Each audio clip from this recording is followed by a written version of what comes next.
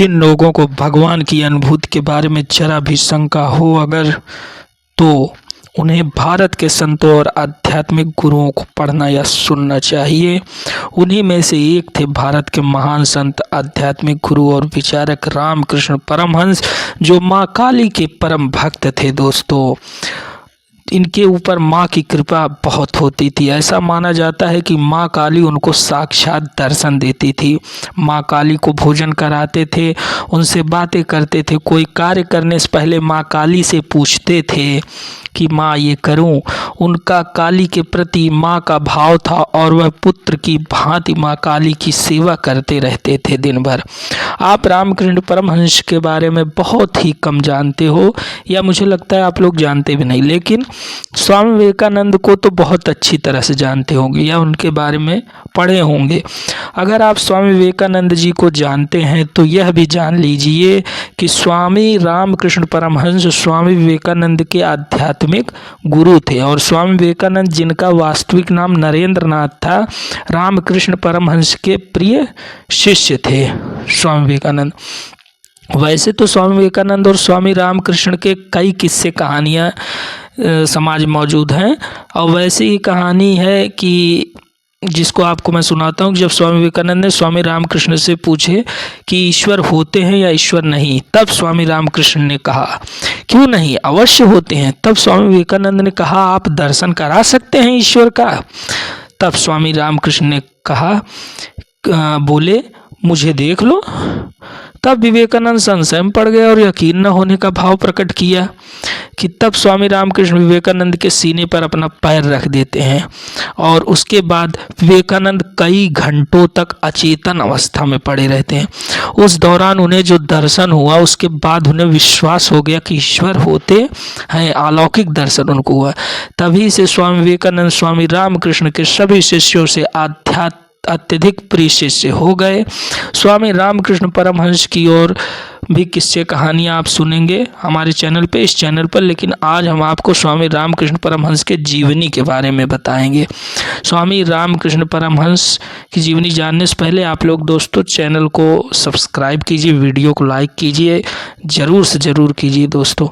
तो रामकृष्ण परमहंस भारत के एक महान संत, आध्यात्मिक गुरु और विचारक थे।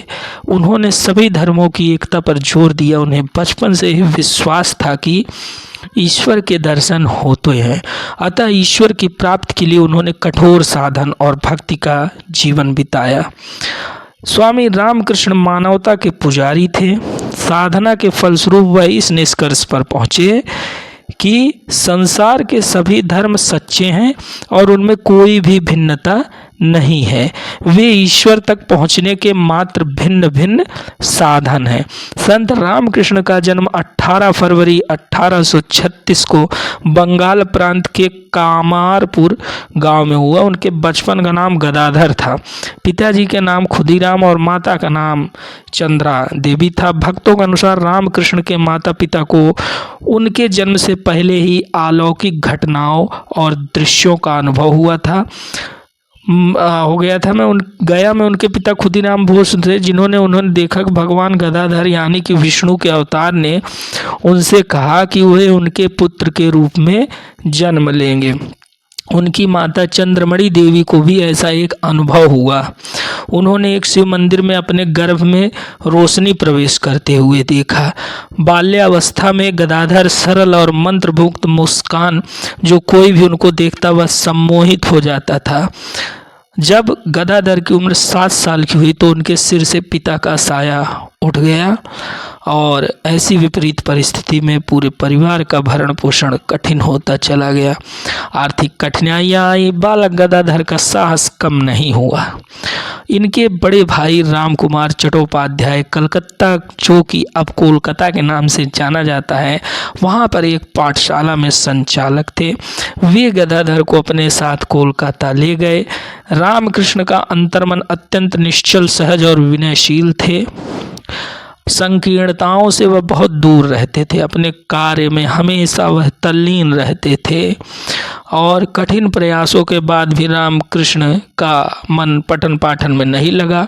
1855 में रामकृष्ण परमहंस के बड़े भाई रामकुमार चट्टोपाध्याय को दक्षिणेश्वरी काली मंदिर के मुख्य पुजारी के रूप में नियुक्त किया गया, जो मंदिर रानी रासमणि द्वारा बनवाया गया था। रामकृष्ण और उनके भांजे हृदय रामकुमार की सहायता करते थे। रामकृष्ण जो थे वे देवी की पूजा जब होती थी तो उनके पास चले जाते थे और उनसे बड़े ही प्रेम से उनको भोग लगाते थे, खिलाते थे, सब करते थे। तो ये रामकृष्ण परमहंस की एक लगभग दिनचर्या दोस्तों हो चुकी थी और वो देवी को अपनी माँ के रूप में मानते थे और उनके ध्यान में इतने मगन हो जाते थे कि मतलब दिन रात मंदिर में ही पड़े रहते थे, जिससे उनके भाई उनको कहते थे कि मतलब क्या करते हो मंदिर में, काम हो जाने के बाद तुम घर आ जाओ। लेकिन रामकृष्ण परमहंस जो है मंदिर में हमेशा देवी माँ की प्रतिमा के सामने ही बैठकर उनसे बातें करते थे। मंदिर में जो लोग उनको देखते थे वो ये समझते थे कहीं ये पागल तो नहीं है, बहुत लोग ये समझते थे, लेकिन उनको क्या पता इस अलौकिक आनंद का, क्योंकि देवी साक्षात ही उनको दर्शन देती थी, उनसे बातें करती थी, उनकी समस्याओं को हल करती थी। कोई भी यदि दीन दुखी उनके पास आ जाता था अपनी समस्या लेकर तो रामकृष्ण परमहंस सीधा देवी जी के पास जाते थे, माँ के पास, और उससे कहते थे कि अब बोल। माँ के पास पहुँचने पर अब तू बोल जो तुझे चाहिए। और माँ के पास पहुँचते वो जो बोलता था तो रामकृष्ण परमहंस देवी जी माँ से कहते थे, माँ इसकी भी मदद कर, ये भी तेरा बेटा है। और कुछ ही दिनों में चमत्कार दिखता था और उसके सभी दुख दर्द जो हो नष्ट हो जाते थे दोस्तों। तो ऐसा अद्भुत चरित्र श्री रामकृष्ण परमहंस जी का था।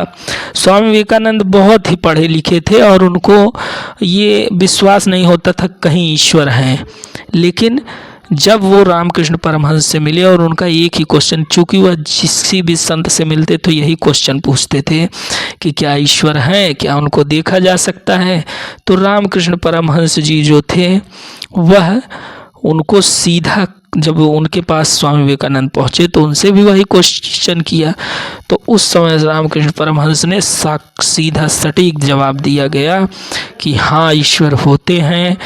तब विवेकानंद ने पूछा कि कैसे, कोई उनको देखा है? तब रामकृष्ण परमहंस ने कहा कि हाँ मैं हूँ ना, मैं बैठा हूँ, मैंने साक्षात देखा है। तब स्वामी विवेकानंद ने पूछा क्या उनसे बातें भी की जा सकती हैं? तब रामकृष्ण परमहंस जी ने कहा हाँ, जैसे तुम मुझसे बात कर रहे हो उससे भी अधिक स्पष्टता से हम ईश्वर से बात कर सकते हैं। तो इस तरह से भगवान का दर्शन स्वामी विवेकानंद को प्राप्त हुआ और रामकृष्ण परमहंस जो कि कई वर्षों तक देवी माँ की भक्ति करते हुए अंत में ब्रह्मलीन हुए। दोस्तों चैनल को सब्सक्राइब और वीडियो को लाइक कीजिए दोस्तों, धन्यवाद।